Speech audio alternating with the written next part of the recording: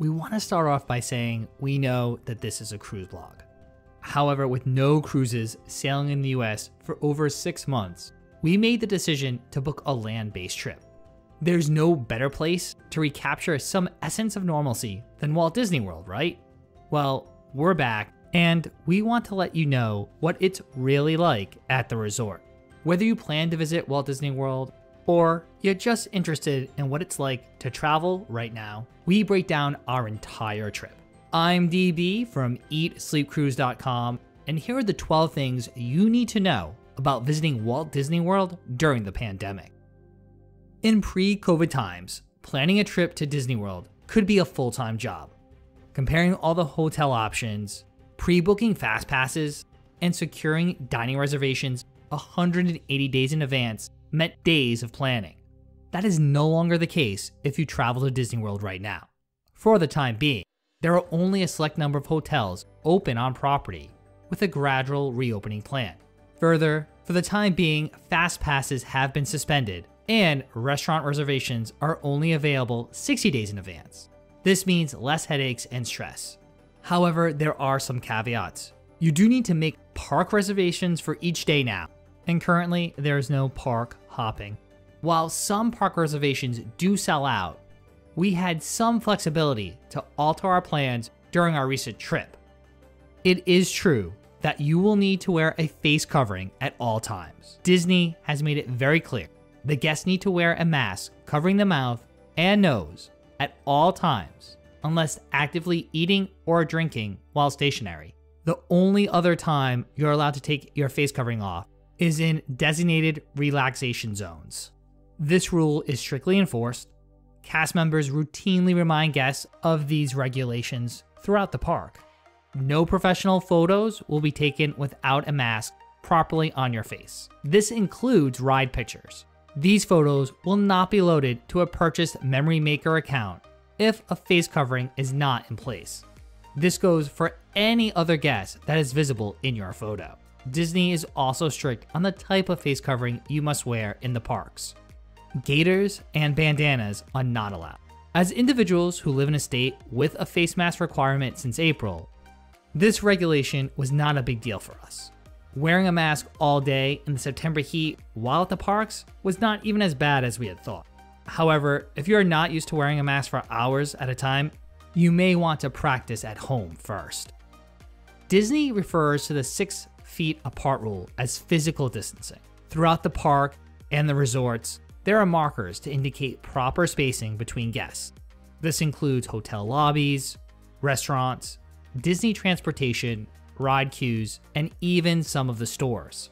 Staff members are also visibly counting the individuals in venues to ensure they do not exceed capacity. For transportation, travelers are assigned a numbered section of the bus that is separated from other parties. This is true for the Magical Express airport transfers and the hotel to park transfers. In terms of the new gondolas, only one party is allowed in each car of the Skyride. Perhaps what is even more impressive is the reconfiguration of ride queues to ensure certain switchbacks are avoided for proper spacing in all directions. This spacing is carried over onto the rides themselves as well, either by skipping a couple rows between parties or keeping only one party to a ride car. We were very impressed that even with all of the new protocols in place, guest compliance was on point. Yes, we did see the occasional guest take his or her mask off for a quick photo. Many times though, these individuals were quickly reminded of the rules by staff. Most guests also followed the physical distancing cues and were quick to hop back if they accidentally got too close to other guests in line. No one seemed to complain either. For the most part, travelers were more than willing to abide by posted regulations. We hope that fellow cruisers are just as compliant when cruising resumes.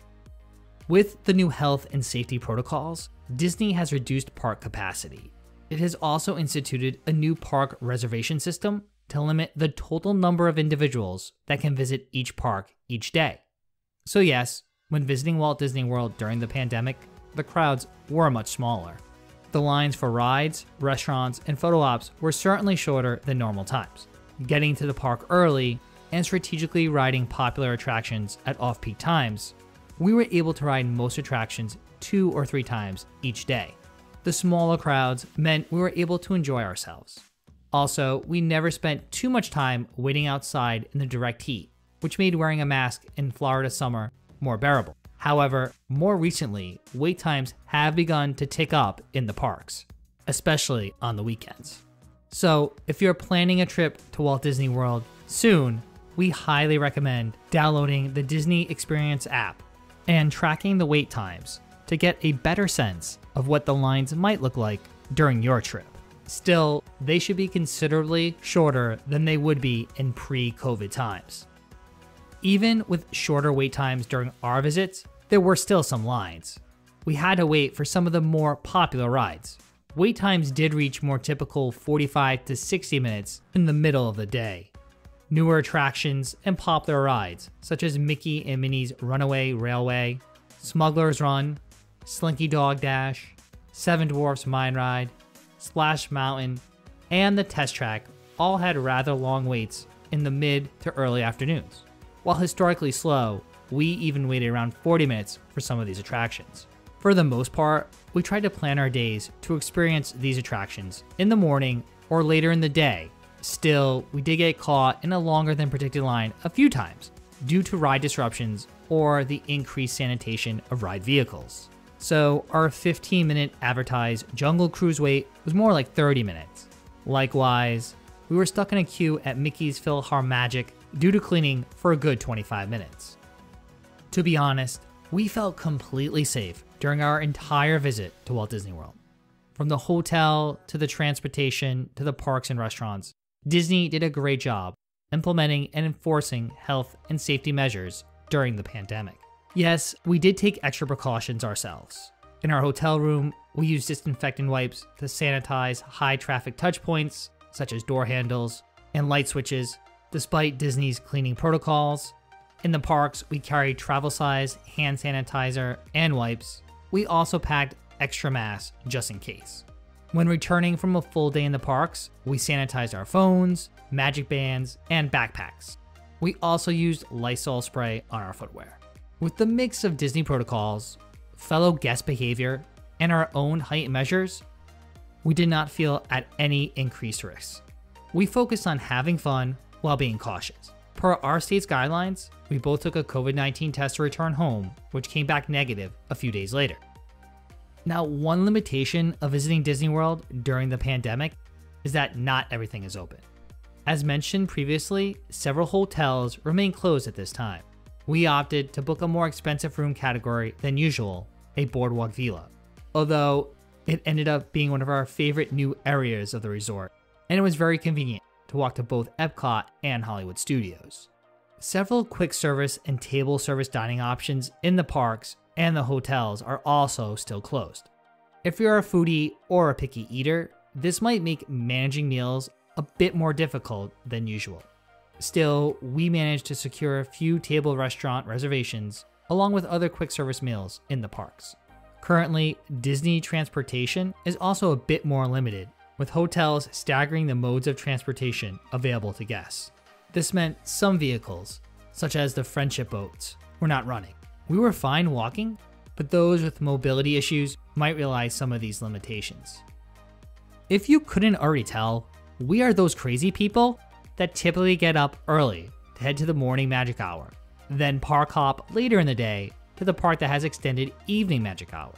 In pre-COVID times, this often meant a 14-hour plus day in the parks every single day. Well, this time around, we could only attend one park for 10 hours. Plus, with the parks opening and closing at different times, we were actually able to get some sleep.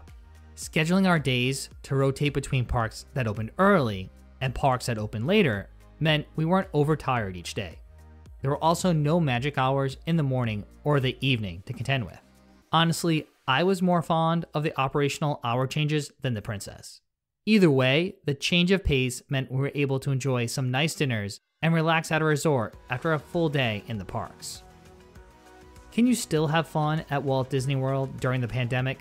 Absolutely. After all, it is Walt Disney World. While things are certainly changed from a typical stay, Disney has done a fantastic job of maintaining much of what we love about the parks. Character cavalcades mean your favorite Disney personalities will parade around the parks, so you can still get some pics even though there are no meet and greets. Big Thunder Mountain is still the wildest ride in the wilderness. Captain Barbossa will still crow for someone to bring him Jack Sparrow. You can escape the clutches of Kylo Ren in The Rise of the Resistance. You can still fly by floating mountains on a Banshee. Well, you get the point. Those memorable classics and new favorites will still have their original nostalgia. If you are a Disney fan, you will feel at home again. Albeit, there are a few things that we did miss during our trip. Don't get us wrong, we still had an amazing time. Yet, there were a few elements of that Disney magic that were lacking. First and foremost, we missed the fireworks and nighttime spectaculars. We missed watching Happily Ever After blaze over Cinderella's castle. We were also eager to see the new Epcot fireworks display. Sadly, these signature Disney shows will most likely be the last thing to return to the parks. Similarly, character meet and greets are fun for kids of all ages. Sadly, we weren't able to take pictures with Chewie, Mickey and Minnie, or the princesses. To help with congestion and maintaining social distancing, several ride pre-shows and interactive areas have also been modified or omitted. So you might not understand why you're standing in an alley on Rock and Roller Coaster, or you might miss the fun of building your custom car at the test track. If you have never been on some of these attractions, you might feel a bit lost. And if you're a Disney fanatic, you will surely miss these elements too. Right now, most live shows are not currently running, so we weren't able to watch Beauty and the Beast live on stage, the Festival of the Lion King, or any of the international performers at the Epcot World Showcase. If you were thinking of visiting Walt Disney World during the pandemic because it's cheaper, well, think again. The theme park never really discounts its offerings, and our trip was priced appropriately for the season. This meant that moderate hotels were around $250 to $300 per night, and our deluxe villa was over $500 a night. Park tickets, too, were priced as usual. We are actually considering visiting Walt Disney World again with our family this Christmas. Investigating those prices, the costs are on par with expectations for that time of year. Travelers should consider whether it's worth spending the same amount of money and not getting to experience everything in the parks. Do the smaller crowds and fewer planning headaches balance out the lack of some Disney experiences? For us, the answer was a resounding yes. Should you visit Walt Disney World during the pandemic? Only you can actually answer that question. During our trip, we had a great time and felt completely safe. Crowds were light, and wearing a mask all day did not bother us. The shorter park hours made the trip more manageable and relaxing. It was easier to get restaurant reservations at popular venues like Be Our Guest or Oga's Cantina. Plus, we rode all our favorite rides multiple times over the week. We did take extra precautions each day. Not to mention, we followed all of the new health and safety measures of the parks as well as our state. Knowing the risks, we made the decision to travel and felt it was the right one for us. It was certainly a great escape from everything that has occurred over the past 6 months. Of course, all travelers should account for their personal risks when making the decision to travel right now. And there you have it. Those are the 12 things you need to know about visiting Walt Disney World during the pandemic. But of course, we would love to hear from you. Have you traveled to the happiest place on earth? Let us know in the comment section below whether you would travel to Walt Disney World given these new health and safety protocols. I'm DB from EatSleepCruise.com, and if you enjoyed this video, you know what to do. Make sure to give it a big thumbs up. If you're new to the channel, or you've been lurking around for a while and haven't done so, what are you waiting for? Make sure to subscribe down below and to click the notification icon. That way you get updated each week when we put out brand new travel and cruise videos. You can also say hi to us all over social media at Eat Sleep Cruise, and thanks again for watching.